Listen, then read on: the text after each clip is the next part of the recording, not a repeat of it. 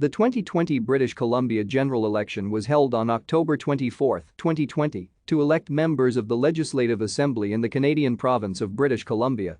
The incumbent New Democratic Party of British Columbia won a majority government, making John Horgan the first leader in the history of the British Columbia New Democratic Party to win a second consecutive term as premier.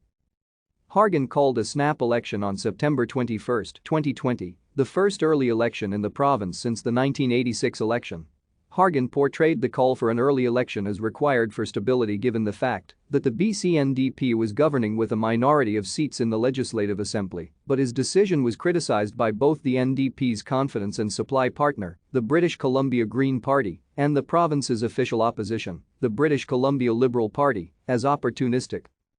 According to election night preliminary results, the BC New Democrats gained 45% of the popular vote and will be entitled to hold 55 seats in the 87-seat Legislative Assembly, the BC.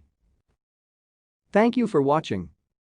Like and subscribe if you would like to view more of our videos. Have a nice day.